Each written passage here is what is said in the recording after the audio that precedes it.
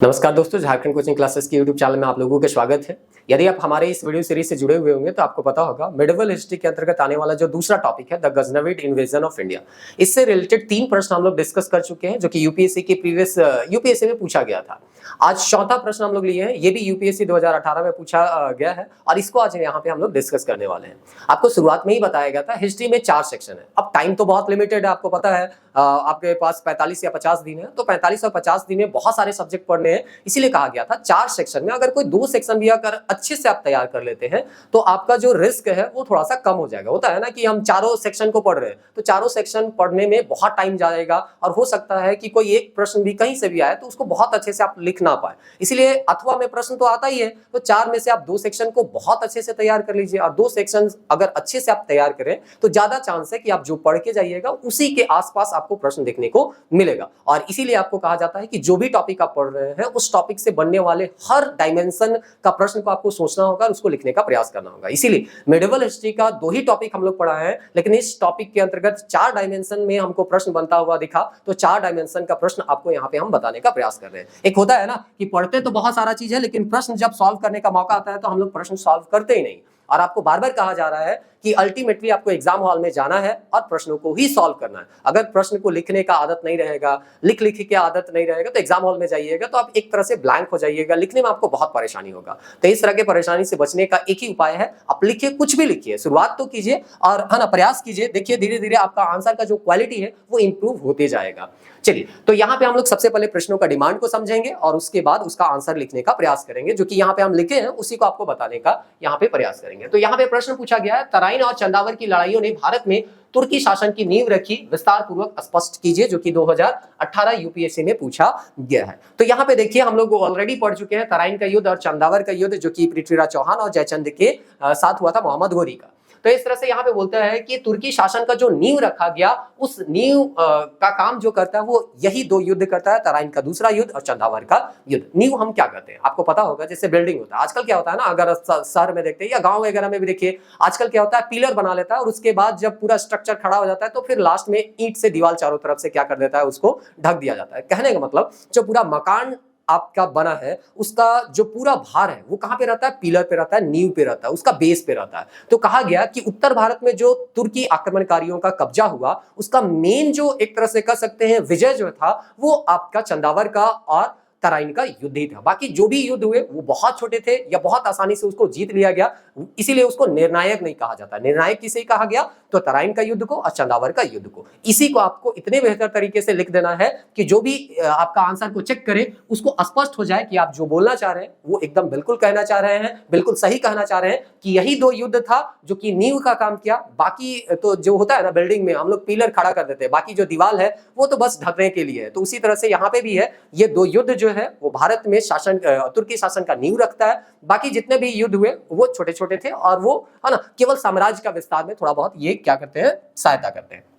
अब चलिए 700 से 800 शब्दों में इसका उत्तर हमको देना है, तो इसका सबसे पहले हम लोग सिनॉप्सिस पे बात कर लेते हैं, फिर इसी के अनुसार हम लोग पूरा डिटेल आंसर को लिखेंगे। तो सिनॉप्सिस में सबसे पहले पृष्ठभूमि होगा, पृष्ठभूमि में हम लोग विग्रह राज थोड़ा सा बैकग्राउंड में जाएंगे कि कैसे मोहम्मद गोरी जो है उसको पराजित किया गया था चहमानों के द्वारा, और आपको पता भी है कि पृथ्वीराज चौहान भी उसको हरवाया था लेकिन दूसरा में वो पराजित होता है। तो यही थोड़ा सा इंट्रो हम लोग यहाँ पे दे देंगे। उसके बाद है गोरी का भीम के साथ युद्ध और पृथ्वीराज का यहाँ पे तटस्थ रहना। आपको पता होगा चालुक्य राजा, चालुक्य नहीं बल्कि चालुक्य राजा जो कि गुजरात में शासन कर रहा था, उसके समय यहाँ पे मोहम्मद गोरी आक्रमण किया था और बहुत बुरी तरह से परास्त भी हुआ था। कौन, मोहम्मद गोरी। लेकिन उस समय पृथ्वीराज चौहान जो है भीम का साथ नहीं दिया था और वही चीज को आपको उल्लेख करना है कि यही सब कारण था कि जब दूसरा युद्ध हुआ था ना तो बहुत सारे राजा, यहां तक कि जयचंद आप देख लीजिए वो भी पृथ्वीराज चौहान का सहायता नहीं करेगा और इसी का कारण, यही कारण होगा कि पृथ्वीराज चौहान जो है मोहम्मद गोरी से पराजित होगा और उसका भी कुछ अदूरदर्शितापूर्ण कार्य भी रहेगा जो कि हम लोग यहाँ पे आज देखेंगे भी। गोरी का पंजाब तक का कब्जा, ये मेन बॉडी में हम लोग लिख रहे हैं, ये पहला टॉपिक हो गया। दूसरा टॉपिक में हम कहाँ स्विच करेंगे, इसी में दूसरा ना पैराग्राफ जो जाएगा वो गोरी का पंजाब तक का कब्जा होना और पंजाब से संघर्ष प्रारंभ होना। आप सीधे सीधे समझिए कि 2 महत्वपूर्ण राजा है, दोनों राजाओं का सीमा अगर यहाँ पे क्या हो रहा है टच कर रहा है तो एक दूसरे से तो संघर्ष होना अवश्यंभावी है, होगा ही होगा। तो वही चीज होता है, जब पंजाब पे कब्जा कर लेगा गोरी का तो वो पृथ्वीराज से तो लड़ाई यहाँ पे बनता ही बनता है। उस चीज को हम लोग यहाँ बताने का प्रयास करेंगे। फिर यहाँ पे लड़ाई होता भी है, तराइन का युद्ध होता है, प्रथम युद्ध होता है, और आपको ये भी पता है तराइन का प्रथम युद्ध में पृथ्वीराज चौहान जीतता है। उस जीत में सबसे बड़ा योगदान आता है सामंत गोविंदराज का, उसका थोड़ा सा उल्लेख कर देंगे। लेकिन आपको ये भी पता है कि मोहम्मद गोरी को बहुत आसानी से जाने देता है, उसका पीछा नहीं करता है पृथ्वीराज चौहान, और इस तरह से ये बहुत बड़ा उनका गलती कहा गया है। तो इसको एक इतिहासकार बोले मिन्हाजुद्दीन, तो बस उन्हीं के शब्दों में हम लिख देते हैं कि ये जो घटना था बहुत ही अदूरदर्शिता पूर्ण घटना था। अगर यहाँ पे पृथ्वीराज चौहान जो है गोरी को पूरी तरह से खदेड़ देता या उसको मार देता तो हो सकता है ये दोबारा आक्रमण ना करता, और इस तरह से यहाँ पे मुस्लिम साम्राज्य का या दिल्ली सल्तनत का स्थापना नहीं होता। उसके बाद हम लोग ये भी देखते हैं कि प्रथम युद्ध होने के बाद सहयोगिता वाला पूरा कहानी आपको पता है कि कैसे वो है ना वहां पे उनको कब्जा करता है, और उसके बाद जो है यहाँ पे हम डायरेक्ट लिख दिए सुरा और सुंदरी के शौकीन हो गए थे, और उनको पूरा डर जो है वो खत्म हो गया था कि गौरी फिर से आ सकता है और हमको हरा सकता है, ये उसको कभी लगा ही नहीं। और यही जो है ओवर कॉन्फिडेंस दूसरा युद्ध में उसको पराजित करवा देता है। इसीलिए कहा जाता है कभी भी ओवर कॉन्फिडेंस नहीं होना चाहिए। पृथ्वीराज की उदासीनता यहाँ पे हम लोग थोड़ा सा उल्लेख कर लेंगे, और गोरी का पुनः आक्रमण, मतलब जब ये एक तरह व्यस्त था शादी ब्याह नाच गान में, उस समय मोहम्मद गोरी जो है अपने आप को मजबूत कर रहा था, अपने सेना को मजबूत कर रहा था पुनः यहाँ पे आक्रमण करने के लिए, और पुनः आक्रमण करता भी है। और दूसरा बार जब आक्रमण करेगा तब यहाँ पे पूरे अजमेर में यानी कि चौहान वंश के जो मेन सेंटर था, राजधानी था, वहां पे कब्जा कर लेगा। और इसके बाद जो है यहाँ पे ये भी आपको पढ़ने को मिलता है या इसके साथ कि जयचंद जो है उसको उस समय तटस्थ था। तो जैसे ये भीम के समय तटस्थ था पृथ्वीराज चौहान, और भी दूसरे छोटे छोटे राजा थे लेकिन उसका उल्लेख हम लोग नहीं किए हैं यहाँ पे, लेकिन है ना वो तो है ना कुछ समय क्या रहा था, तटस्थ रहा था। तो उसी जैसा यहाँ पे हुआ। दूसरा जब तराइन का युद्ध हुआ तो जयचंद क्या रहा, तटस्थ रहा। तो एक दूसरे से ये लोग आपस में लड़ रहे थे, उसका फायदा कोई और उठा लेता है। यही तो हमको यहाँ पे देखना है। चंदावर का युद्ध हुआ था जिसमें 50,000 सेना फिर से जयचंद का क्या होता है, पराजित हो जाता है। तो जब यहाँ पृथ्वीराज चौहान का मामला खत्म हो गया तो अगला नेक्स्ट टारगेट किनको लिया गया, जयचंद को, जिसको कहा गया था कि बहुत सारे भारतीय स्रोत या अलग अलग स्रोत कहते हैं कि जयचंद ही पृथ्वीराज चौहान को यहाँ पे आमंत्रित किया था, क्योंकि पृथ्वीराज चौहान सॉरी हम क्या बोले, जयचंद ही मोहम्मद गोरी को यहाँ पे क्या किया था, यहाँ पे मतलब आमंत्रित किया था। पृथ्वीराज चौहान से उनका क्या चल रहा था, संघर्ष चल रहा था, इसीलिए है ना। चलिए तो अन्य राज्यों पर विजय करते हैं, मतलब ये तो नींव हो गया ना, मेन चीज इसी पे डिस्कस करना है। उसके बाद आपको बता देना है कि ये तो मेन पिलर था, बाकी जितना भी जीत हुआ बहुत आसानी से हो गया, इसका कोई महत्वपूर्ण है ना एक तरह से कहिए भारतीय इतिहास में रोल नहीं है। लेकिन फिर भी इन सबको जीतने के बाद उनका साम्राज्य तो बढ़ते ही गया, चाहे वो बुंदेलखंड हो, बिहार हो, बंगाल हो, है ना, या खजुराहो और नादिया हो, सभी क्षेत्र को ये लोग क्या किए, जीतने का प्रयास किए, बल्कि जीतने का प्रयास क्या किए, जीत ही लिए। ठीक ना। तो इस तरह से दो युद्ध जो था सबसे महत्वपूर्ण था, तराइन का आपका दूसरा युद्ध और चंदावर का युद्ध। इसके बाद जो भी विजय हुआ बहुत आसानी से ये लोग विजय प्राप्त कर लिया, और उत्तर भारत में पूरा साम्राज्य जो है वो अपना फैला लिए। चलिए अब हम लोग यहाँ पे पूरा डिटेल वाइज यहाँ पे आंसर को देखते हैं। 8 मिनट हो गया है, केवल हम लोग सिनॉप्सिस पे बात किए हैं, और यहाँ तक आप अगर बने हुए हैं तो उम्मीद करते हैं आपको चीजें जो है समझ में आ रही होंगी। तो अब चलिए यहाँ पे हम आंसर पढ़ते जाते हैं, और उसके बाद थोड़ा बहुत आपको समझा देंगे, क्योंकि ऑलरेडी बहुत सारा चीज आपको समझाया गया है। अगर आप लगातार वीडियो देख रहे हैं तो बहुत सारा चीज आपको ऑलरेडी पता होगा, तो बहुत ज्यादा टाइम यहाँ पे हम नहीं लेंगे आपका। चलिए, तराइन और चंदावर का युद्ध भारत के इतिहास में निर्णायक साबित हुआ। इसने तुर्की सत्ता की स्थापना मार्ग को प्रशस्त किया। ये तो सिंपल लाइन है ना, ये जनरली है ना पृष्ठभूमि में वैसा कुछ हमको मिला नहीं, इसलिए वो लिख दिए। पृथ्वीराज तृतीय, जिसको पृथ्वीराज चौहान के नाम से जानते हैं, शासनकाल अति महत्वपूर्ण है ना घटना गोरी का आक्रमण है। उल्लेखनीय है कि उसके पूर्वज विग्रहराज चौथा ने कई बार मलेच्छु, जिनको मुसलमान कहा जाता है, वही तुर्क मुसलमान के बारे में हम लोग कह रहे थे, पराजित कर अपनी वीरता का परिचय दिया। मतलब इंट्रो में हमको कुछ लिखना था तो बस क्वेश्चन वाला लाइन को ही थोड़ा सा आगे बढ़ाया, और एक इंट्रो में हम लोग बैकग्राउंड दे दिए कि विग्रहराज चौथे जैसे यहाँ पे चेहमान शासक देखने को हमको मिला था जो कि इन लोगों को पराजित किए थे, और यहाँ तक कि आगे हमको ये भी पता है कि पृथ्वीराज चौहान भी पराजित किए थे, है ना। तो वो इंट्रो से थोड़ा सा शुरुआत करना था, इसलिए हम लोग थोड़ा सा बैकग्राउंड में हम चलेगा और विग्रहराज चौथा का हम यहाँ पे उल्लेख करें। फिर आगे बोलता है गजनी में अपनी स्थिति मजबूत कर लेने के बाद मोहम्मद गोरी ने 1178 ईस्वी में गुजरात पर आक्रमण किया। चालुक्य देखिए दो वंश है, एक चालुक्य है और एक चालुक्य, हम यहाँ पे फिर से चालुक्य लिख दिए। चालुक्य नरेश, भीम ने उसे कासदह के युद्ध में बुरी तरह पराजित कर दिया। इस समय पृथ्वीराज तटस्थ रहा तथा उसने चालुक्य नरेश की कोई सहायता नहीं की। तो इस तरह से है ना, गोरी ने भारतीय शासकों के आपसी मनमुटाव एवं संघर्ष का लाभ उठाते हुए अपना अभियान प्रारंभ किया। तो ये तो ऑलरेडी हम लोग डिस्कस कर चुके हैं और अभी आपको बताया भी कि कैसे यहाँ पे गुजरात के ऊपर ये क्या करेंगे, मोहम्मद गोरी जो है आक्रमण करेंगे। उस समय पृथ्वीराज तटस्थ रहेगा और जब पृथ्वीराज यहाँ पे के ऊपर आक्रमण किया जाएगा मोहम्मद गोरी का, तो उस समय जयचंद तटस्थ रहेगा। तो इस तरह से आपसी संघर्ष का फायदा जो होता है वो किसको होता है, मोहम्मद गोरी को। इसीलिए कहा जाता है जब देश का मामला हो जाए, देश का मामला है तो सबको एक साथ मिलके रहना चाहिए, आपसी मनमुटाव को भूल जाना चाहिए। भारतीय स्रोतों से पता चलता है कि 1191 में तराइन के प्रथम युद्ध के पूर्व दोनों के बीच कई युद्ध हुए थे तथा हर बार तुर्क आक्रांता को मुंह की खानी पड़ी थी। इसके विपरीत मुसलमान लेखक केवल 2 युद्धों का उल्लेख करते हैं। तो देखिए, इतिहास को जानने का बहुत सारा स्रोत है। अब इन स्रोत में कौन रिलायबल है कौन नहीं है, ये चीज तो जो किताब लिखते हैं वो चीज वो लोग मानते हैं और एक निर्णायक तथ्य को लिखते हैं। तो किताब में लिखता है कि भारतीय अगर ग्रंथ को आप देखिएगा, भारतीय स्रोत को देखिएगा, तो पता चलता है कि जो तराइन का 2 युद्ध हुआ था उससे पहले भी बहुत सारे युद्ध हुए थे और उन सभी युद्धों में मोहम्मद गोरी या उसके जो सेना था उनको पराजित तो होना ही पड़ा था। मुंह का खाना पड़ा मतलब क्या हुआ, पराजित होना पड़ा। लेकिन कहा जाता है जो वहां के उधर के लेखक थे या मुस्लिम लेखक हुए वो केवल और केवल 2 युद्ध का ही चर्चा करते हैं, जिसमें एक में पृथ्वीराज चौहान का विजय हुआ था और दूसरा में जो विजय हुआ वो मोहम्मद गोरी का हुआ। तो इस तरह से ठीक है, आप इस तरह का किताब जो है किसी श्रीवास्तव में लिखा हुआ है, इसलिए हम सीधे सीधे यहाँ पे लिख दिए। इस तरह से लिखने से एक आइडिया हो जाता है कि आप जो है ऑथेंटिक बुक से चीजों को है ना पढ़ रहे हैं और उसके बाद आंसर लिख रहे हैं। 1186 में पंजाब पर अधिकार कर लेने के बाद पृथ्वीराज तथा मोहम्मद गोरी की सीमाएं एक दूसरे से मिलने लगी। तो हम वहां पे लिखे भी थे सिनॉप्सिस में, या अगर दिखाना चाहे तो देखिए थोड़ा सा ऊपर चला गया, अभी इसको नीचे करने में टाइम लगेगा, छोड़ दीजिए। यहाँ पे आपको बताया गया था कि पंजाब का पे जब कब्जा करेगा कौन, मोहम्मद गोरी, तो दोनों का सीमा आपस रेखा में दोनों का सीमा आपस में क्या हो जाएगा, मिल जाएगा और एक दूसरे से ये क्या करेंगे, संघर्ष करेंगे। तो वही चीज यहाँ पे लिखा गया है। कब ये पंजाब पे कब्जा करता है वो खाली याद रख लीजिएगा, 1186, है ना। तो इस तरह से यहाँ पे पंजाब पर अधिकार कर लेने के बाद पृथ्वीराज मोहम्मद गोरी की सीमाएं एक दूसरे से मिलने लगी। गोरी को पता था कि अजमेर के चेहमानों को पराजित किए बिना भारत का विजय उसका स्वप्न पूरा नहीं होगा। अतः उसके बाद 6 वर्षों तक चेहमान शक्ति को कुचलने की योजना बनाने तथा तदनुसार तैयारी करने में व्यतीत कर दिया। एग्जाम आपका है ना, आपका 22, 23, 24 को है, लेकिन उसके लिए तैयारी आप अभी से कर रहे हैं। वही चीज यहाँ पे हो रहा है कि इसको पता था कि अगर भारत में कब्जा करना है तो जो महत्वपूर्ण राजा है उनको पराजित करना होगा, और उन महत्वपूर्ण राजाओं में एक नाम आता था पृथ्वीराज चौहान। और उस समय इनको पता था कि अगर हम बिना तैयार किए गए तो पराजित होंगे, और होता भी है कि प्रथम बार जाते हैं तो मोहम्मद गोरी जो होता है वो पराजित होता भी है। लेकिन जब एक बार पराजित हुआ तो दूसरे बार अपने आप को और भी बेहतर तरीके से तैयार करता है। और हम देखिए पृथ्वीराज चौहान जो है कोई टेंशन लेता ही नहीं, और यही कारण होता है कि दूसरा में पृथ्वीराज चौहान को पराजय का सामना करना पड़ता है। तो वही चीज को यहाँ पर बता रहा है कि अगर पूरे भारत को जीतना होगा तो हमको पृथ्वीराज चौहान को हराना होगा, और पृथ्वीराज चौहान को हराने के लिए जो भी है ना योजना बनाना है वो बनाने का प्रयास कर रहा होगा।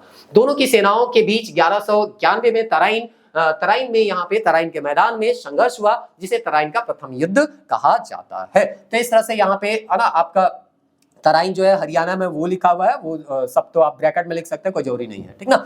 उसके बाद यहाँ पे लिखा गया है पृथ्वीराज के सामंत गोविंदराज। आपको बताया गया था कि हम लोग थोड़ा सा जब तराइन का प्रथम युद्ध के बारे में बात करेंगे तो उनके सामंत के बारे में बात करेंगे और कैसे वो अदूरदर्शितापूर्ण काम करता है उसके बारे में थोड़ा सा उल्लेख करेंगे। बस वही चीज को लिखना है कि पृथ्वीराज के सामंत, एक मिनट, पृथ्वीराज के सामंत कौन, गोविंदराज। इसको थोड़ा सा फैक्ट है याद करना, और ये चीज अंडरलाइन वाला आप देख रहे होंगे कि अंडरलाइन आपको करना है लिखने में, है ना, ताकि आंसर जो भी चेक करे उसका नजर वहां पे जाए। तराइन के प्रथम युद्ध में गोरी को बुरी तरह से घायल कर दिया, उसकी सेना में भगदड़ मच गई, तुर्क सैनिक भागते हुए अपने क्षेत्र मुल्तान में सुरक्षित हुए हो गए। तो इस तरह से यहाँ पे हम मुल्तान का जिक्र किए, यानी मुल्तान से ये आए हुए थे। इस युद्ध में पृथ्वीराज तथा उसके बहादुर राजपूत सरदारों एवं सैनिकों ने अद्भुत रण कुशलता एवं सैनिक चातुर्य का प्रदर्शन किया। पृथ्वीराज ने घोर अदूरदर्शितापूर्ण का परिचय दिया तथा भागती हुई मुसलमानों सेना के पीछा नहीं किया। मिन्हाजुद्दीन हमें बताता है कि पराजित होने के बाद गोरी की सेना बिना किसी कष्ट के स्वदेश लौट गई। चौहानों ने उसे परेशान नहीं किया। आपको पिछले वाले वीडियो में बताया गया था कि राजपूत सेना में क्या होता था कि मैदान छोड़ के भागना ही है, चाहे मर जाए, लेकिन यहाँ पे अगर आपका पराजय भी हो रहा है तो आपको भागना नहीं है, मैदान छोड़ के वहीं पे मर जाइए। लेकिन तुर्क सेना में क्या देखने को मिलता है, अगर इन लोगों को लगता है कि हम पराजित हो रहे हैं तो ज्यादा से ज्यादा सेना को बचाने का ये प्रयास करते थे। ये पिछले वीडियो में बताए थे। तो वही चीज यहां पे भी हुआ। यहां पे मोहम्मद गोरी को लगा कि हम पराजित हो रहे हैं तो वो रण क्षेत्र को छोड़ के भाग जाता है, लेकिन उसके पीछे जो है पृथ्वीराज चौहान अपना सेना को नहीं भेजते। और ये बहुत बड़ा अदूरदर्शितापूर्ण कार्य था। ऐसा कौन बोलते हैं, मिनहाज बोलते हैं। तो इस तरह मिनहाजुद्दीन करके एक इतिहासकार है, वो बोलते हैं अगर हो सकता है, यहां पे बोला जा रहा था कि अगर हो सकता है कि पृथ्वीराज चौहान उसके पीछे जाता, उसको पूरी तरह से खदेड़ देता, तो दोबारा मोहम्मद गोरी जो है यहाँ पे आक्रमण नहीं करता और यहाँ दिल्ली सल्तनत का स्थापना जो है वो नहीं होता। भारतीय इतिहास कुछ अलग ही होता। लेकिन जो हो गया, कैसा होता, क्या होता, उसमें हमको जाना नहीं है। हाँ, बस इतिहासकार का जो राय है उसको आराम से आपको क्या कर देना है, लिख देना है, नंबर आपको मिल जाएगा, ठीक ना। मिनाजुद्दीन हमें बताता है कि पराजित होने के बाद गोरी की बिना किसी कष्ट स्वदेश लौट गया। चौहानों ने उसे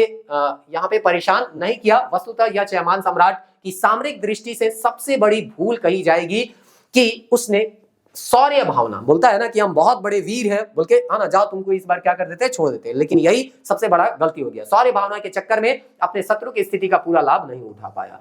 शत्रु जब हार रहा है तो उसको छोड़ना नहीं है, नहीं तो दोबारा वो आएगा और आपको पराजित करेगा। आप अपना शौर्य दिखा दिए, लेकिन उसको शौर्य दिखाने का मौका मत दीजिए, नहीं तो पता चलेगा कि वो जब अपना शौर्य दिखाएगा तो हो सकता है आप जो है पराजित हो जाए। इसीलिए बोलता है शत्रु को जब नष्ट करो तो पूरी तरह से नष्ट कर देना चाहिए, है ना।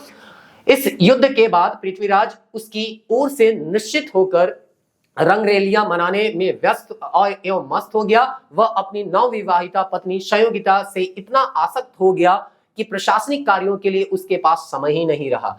अब वह विजेता तथा कूटनीतिज्ञ न होकर सुरा सुंदरी का शौकीन हो गया। तो ये घटना तो आपको पता है कि अब वो जो है रंगरेलियां मनाने में, है ना, अपना जो पत्नी, ये कहानी आपको पता ही है संयोगिता का, है ना, कैसे वह ये जो है आपका इनको क्या कर लेता है, उन वहां से उठा के ले आता है ना। तो ये सब सारा चीज कहानी आपको यहाँ पे पता होगा। तो ये कहता है कि अब वो विजेता और कूटनीतिक नहीं रह गया, वो क्या हो गया, सुरा और सुंदरी का शौकीन हो गया। तो इसको आपको लिख देना है बस, है ना, बहुत ज्यादा इसमें ज्यादा एक्सप्लेनेशन नहीं करना है। दूसरी ओर उसका प्रतिद्वंदी मोहम्मद गोरी अपनी पराजय का बदला लेने के लिए, अपमान धोने के लिए निरंतर तैयारियां करता रहा। मतलब एक जो है परेशानी से मुक्त अपने आप को, है ना, मौज में डुबो लिया, और दूसरा जो है हारा है तो उसको जीतने का प्रयास करने के लिए पूरा यहाँ पे काम कर रहा है।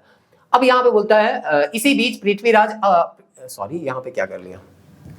पृथ्वीराज अपमानित कई भारतीय राजाओं ने भी उससे भेंट की सहायता की आश्वासन दिया, जैसे कि जमून के राजा, घैतक के राजा, फिर गढ़वाल के शासक जयचंद्र। तो होता है ना कि आपसी संघर्ष हो रहा था, तो पृथ्वीराज चौहान का तो बहुत सारे दुश्मन थे, यहीं के दुश्मन थे। तो यहाँ पे बोला गया कि मोहम्मद गोरी को बहुत सारे यहाँ के शासकों का क्या मिला था, समर्थन मिला था। उनमें से कुछ एग्जाम्पल को आप लिख दीजिए कि ये सब एग्जाम्पल है। मेन तो आपको जयचंद्र देखने को मिलेगा, उस समय का बड़ा राजा था। और ये जो है पृथ्वीराज चौहान के ऊपर जब दूसरी बार आक्रमण किया गया तो उस समय टटल था। प्रथम बार भी था, लेकिन प्रथम बार तो जीत लिया गया, तो उसका हम लोग ऐसे चर्चा करते नहीं है। लेकिन जब हारता हुआ कोई अपना ही आदमी हार रहा है और उस समय आप उसको बचाने नहीं जाए, तो एक तरह से हम कह सकते हैं देश के प्रति आप क्या हो गए, गद्दार हो गए। इसीलिए कहा जाता है जयचंद, मतलब जयचंद का मतलब ही होता है देश के प्रति गद्दार होना, है ना। तो नाम का पर्याय ही बन गया है गद्दार। पृथ्वीराज की इस उदासीनता का परिणाम घातक हुआ। गोरी की शक्ति जुटाने का पूरा मौका मिल गया तथा दूसरी बार उसने अधिक शक्ति के साथ पुनः आक्रमण किया। तो वही है, किसी शत्रु को आप छोड़ दीजिएगा तो आपके जैसा तो है नहीं कि, है ना, वो कहेगा कि चलो हमको यहाँ पे छोड़ दिया है तो हम अब दोबारा आक्रमण नहीं करेंगे, कृतज्ञता व्यक्त नहीं करेगा। ये लोग जो है किसी भी तरह से साम दाम दंड भेद, हम लोग कहते हैं ना, किसी भी तरह से युद्ध लड़ रहे हैं। और यहाँ के राजा जो थे वो बहुत आदर्शवादी थे, है ना, और उसी आदर्शवादी के कारण, है ना, हारना भी पड़ता है। तराइन के द्वितीय युद्ध 1192 में पृथ्वीराज पराजित हुआ, उसकी निर्दयतापूर्ण हत्या कर दी। तो मोहम्मद गोरी वो गलती नहीं करता है कि अपना प्रतिद्वंदी को छोड़ दे, वो अपने प्रतिद्वंदी को मार देता है। मुसलमानों ने राजपूत सेना का भीषण संहार किया। तत्पश्चात उसकी राजधानी अजमेर को आक्रांताओं ने ध्वस्त कर दिया तथा वहां के निवासियों को मौत के घाट उतार दिया। तो ये सब तो आप लिखने का काम है, लिख सकते हैं। मुसलमान सेनाओं ने चौहान राज्य के सभी प्रमुख नगरों पर अपना अधिकार कर लिया। इस प्रकार पृथ्वीराज की राजनीतिक भूल और अदूरदर्शिता का परिणाम स्वरूप शक्तिशाली चौहान साम्राज्य धराशायी हो गई और चहमान साम्राज्य ही नहीं बल्कि एक तरह से कह सकते हैं उत्तर भारत पे विजय करने का एक मार्ग इनको मिल गया, क्योंकि सबसे बड़ा राजा में से एक राजा पृथ्वीराज चौहान पराजित हो चुका है। अब दूसरा एक राजा बचेगा जयचंद, उसको भी ये लोग पराजित करेगा और उत्तर भारत में बहुत आसानी से ये अपना जो साम्राज्य है उसका स्थापना कर लेंगे। आगे बोलता है तराइन का द्वितीय युद्ध भारतीय इतिहास के लिए निर्णायक युद्धों में से एक माना जाता है। जब मोहम्मद गोरी ने पृथ्वीराज पर आक्रमण किया तब जयचंद तटस्थ रहा। कुछ विद्वानों के अनुसार जयचंद ने ही गोरी को पृथ्वीराज के राज्य पर आक्रमण करने के लिए आमंत्रित किया था। तो कौन आमंत्रित किया था, कि जयचंद आमंत्रित किया था कि नहीं किया था, इसको लेके थोड़ा बहुत विवाद था, लेकिन इसमें कोई विवाद नहीं है कि वो तटस्थ रहा था। तो ठीक है, कुछ भारतीय स्रोत मानते हैं, तो यहाँ पे हम उसका उल्लेख कर दिए, बहुत ज्यादा उसमें हमको जाना नहीं है। आगे देखते हैं, पृथ्वीराज को जीतने के पश्चात 1194 ईस्वी में गोरी जयचंद के राज्य पर आक्रमण किया। यह मुठभेड़ चंदावर के मैदान पे हुआ, जहां कुतुबुद्दीन के नेतृत्व में 50,000 सैनिकों का जयचंद के विशाल सेना के साथ सामना हुआ। तो इस तरह से जयचंद अपने 50,000 सेना के साथ यहाँ पे चंदावर में लड़ाई के लिए उतरा और उस समय मोहम्मद गोरी का एक गुलाम था कुतुबुद्दीन ऐबक, जो कि दिल्ली सल्तनत का स्थापना करेगा, वही इस युद्ध का नेतृत्व कर रहा था। लेकिन आपको पता है इस युद्ध में जयचंद जो हाथी में सवार था, एक तीर लगता है उसकी आंख में और इस तरह से पूरे भीड़ ना मतलब एक तरह से भगदड़ हो जाता है और यहाँ पे जो जयचंद है वो पराजित हो जाता है। दुर्भाग्यवश हाथी पर सवार जयचंद्र की आंख में एक तीर लग जाने से वह गिर पड़ता है, उसकी मृत्यु हो गई, सेना में भगदड़ मच गई तथा मुसलमानों की विजय हुई। तो इस तरह से यहाँ पे चंदावर युद्ध के बाद यहाँ पे तुर्क मुसलमानों का विजय हो जाता है। ये सारा चीज यहाँ पे बताया गया है। फिर बोलता है गोरी ने आसानी से फतेहपुर स्थित जयचंद्र के राजकोष पर अधिकार कर लिया। आक्रमणकारियों ने स्त्रियों तथा बच्चों को छोड़कर सबकी हत्या कर दी। तो ये लोग जो है धर्म का नाम लेके अपने फायदे के लिए, साम्राज्य विस्तार करने के लिए, अपना राजपाट में विस्तार करने के लिए ये लोग किसी का भी हत्या कर देता था। कितना भी क्रूर काम क्यों ना करना पड़े, ये लोग उससे पीछे हटता नहीं था, बस धर्म का नाम दे देता था। और इसीलिए बहुत सारे लोग जो है ना वो क्या करते हैं, इसके प्रति नेगेटिव थॉट रखने लग जाते हैं, ठीक ना। मोहम्मद गोरी ने कन्नौज तथा बनारस को खूब लूटा। बनारस के लगभग 1000 मंदिरों को ध्वस्त कर दिया गया तथा उसके स्थान पर मस्जिदें बनवाई गई। इस प्रकार गढ़वाल साम्राज्य का क्या हो गया, पतन हो गया। तो चहमान तो है ना का पतन हो ही चुका था, गढ़वाल का यहाँ पतन हो जाता है। अब इसके बाद तो किसी भी क्षेत्र को जीतना क्या था इनके लिए, बाएं हाथ का काम जिसको हम लोग बोलते हैं वही था। विजय के परिणाम स्वरूप तुर्क साम्राज्य बिहार की सीमा तक यहाँ पे क्या हो गया, पहुंच गया। इसके बाद भारत के अधिकांश राजाओं को पराजित करना गौरी के लिए मुश्किल नहीं रहा। एक एक करके उत्तर भारत के ज्यादातर राज्य तुर्क मुसलमानों के अधीन आते गए। तो इस तरह से जब मेन पिलर बन गया, आपका भवन का स्ट्रक्चर खड़ा हो गया, पूरा ढलाई उलाई हो गया, तो चारों तरफ से आप ना ईंटा डाल देने से कोई दिक्कत है नहीं, बहुत आराम से ईंट डाल के आप पूरा घर का स्ट्रक्चर को क्या कर सकते हैं, बना सकते हैं। अब चलिए यहाँ पे हम लोग लास्टली यहाँ पे बता देते हैं कि कैसे कहाँ वो जीतता है ना। छोटा छोटा युद्ध जो था, कुतुबुद्दीन ऐबक और बख्तियार खिलजी बुंदेलखंड, बिहार, बंगाल आदि पर विजय प्राप्त कर लिया। कुतुबुद्दीन ऐबक चंदेल के राजा परमार्दी तथा कालिंजर, महोबा तथा खजुराहो के महत्वपूर्ण सामरिक दुर्गों पर अधिकार कर लिया। बख्तियार खिलजी उदंतपुरी, विक्रमशिला तथा नालंदा विश्वविद्यालय को ध्वस्त करते हुए, जलाते हुए सेन वंश की राजधानी नादिया पर धावा बोल दिया। और इस समय लक्ष्मण सेन वहां का राजा था, वो बोलता है वहां से भागते बना। इस प्रकार तुर्क साम्राज्य प्रायः संपूर्ण उत्तरी भारत में छा गए। 1206 में मोहम्मद गोरी की मृत्यु के बाद कुतुबुद्दीन ऐबक भारतीय साम्राज्य का स्वामी बना, जिसने गुलाम वंश की स्थापना की। तो इस तरह से यहाँ पे हम लोग 2 युद्ध के बारे में लिखे, तराइन का प्रथम युद्ध, दूसरा युद्ध, फिर जयचंद के द्वारा जो लड़ा गया था चंदावर के युद्ध। इन 3 युद्धों को लिखने के बाद हम छोटे छोटे जो युद्ध हुए उसको लिखे और हम ये बताने का प्रयास किए कि प्रथम का जो है ना 2 युद्ध हुआ था, हम कह सकते हैं तराइन का दूसरा युद्ध और जयचंद के द्वारा लड़ा गया चंदावर का युद्ध, यही निर्णायक हुआ था। बाकी तो छोटे छोटे युद्ध थे, है ना। ये जो है हम बोलते हैं ना मेन जो डिस्क तो था वो वही था, है ना। तो इस तरह से, और हमको लगता है यहाँ में से इस टॉपिक से और ज्यादा प्रश्न यहाँ पे या बनने लायक तो आपको भेज दिया है, टेलीग्राम चैनल में भेज दिया गया है, वहां से आप बना सकते हैं। लेकिन जो 4 आंसर आपको लिखवाया गया, इस 4 आंसर के बदौलत इस टॉपिक से अगर कोई भी प्रश्न आता है तो उम्मीद करते हैं आप बहुत आसानी से इसको अटेम्प्ट कर सकते हैं। अब बाकी जो भी है आप अपने से इसको लिख लीजिएगा। हम अब नेक्स्ट टॉपिक का जो प्रश्न है उसको यहाँ पे आपको बताने का प्रयास करेंगे। देखेंगे अलाउद्दीन, शायद इसके बाद अलाउद्दीन खिलजी वाला है, है ना। अलाउद्दीन खिलजी का मार्केट और मिलिट्री रिफॉर्म है, तो वहां पे अगर हमको लगेगा कि पहले टॉपिक को डिस्कस करना है तो पहले टॉपिक को डिस्कस कर लेंगे, फिर क्वेश्चन आंसर करवाएंगे। और अगर लगेगा क्वेश्चन आंसर करने से ही टॉपिक क्लियर हो जाएगा तो हम डायरेक्ट क्वेश्चन आंसर भी करवा देंगे, कोई दिक्कत यहाँ पे नहीं। क्योंकि यहाँ पे देखिए पढ़ने के लिए मटेरियल तो बहुत सारा मार्केट में अवेलेबल है, आपको मोबाइल में पीडीएफ के रूप में मिल जाएगा। मार्केट में बहुत सारे यहाँ पे मोटे मोटे किताब जो है आपको इधर उधर देखने को मिल रहे होंगे, लेकिन लिमिटेड वे में कैसे पढ़ा जाए ये चीज आपको धीरे धीरे समझ में आ रहा होगा कि कोई भी टॉपिक लीजिए, उसी टॉपिक से रिलेटेड जितने भी डायमेंशन में प्रश्न बन रहे हैं उस प्रश्न को सॉल्व करने का प्रयास कीजिए, कम तैयार कीजिए। ऐसा नहीं कि 100% तैयार करने के चक्कर में सब छूट गया, आप 80% सिलेबस को ही तैयार कीजिए, लेकिन जितने भी सिलेबस को तैयार कीजिए एकदम ठोस होना चाहिए। ऐसा नहीं कि काम चलाओ के लिए ऊपर ऊपर पढ़ रहे हैं, ऐसे करने से फिर आपको दिक्कत होगा। आपको ये टारगेट लेके चलना है कि हर जीएस पेपर में आपका मार्क्स जो है 120 के ऊपर आना चाहिए। 120 के ऊपर नहीं आइएगा तो फिर बॉर्डर लाइन में आप रहिएगा, डर रहेगा इंटरव्यू में छट जाए, ये छट जाए, वो छट जाए। इससे अच्छा है कि अपने आप को इतना बेहतर कर लीजिए मेंस में कि इंटरव्यू में अगर आपको 40-50 मार्क्स भी देना तो आप क्रॉस कर जाए। भले आप टॉप ना करें लेकिन आपको कोई भी सर्विस तो मिले जाए, इतना आपको प्रयास करना है। मिलते हैं नेक्स्ट वीडियो में, तब तक के लिए जय हिंद।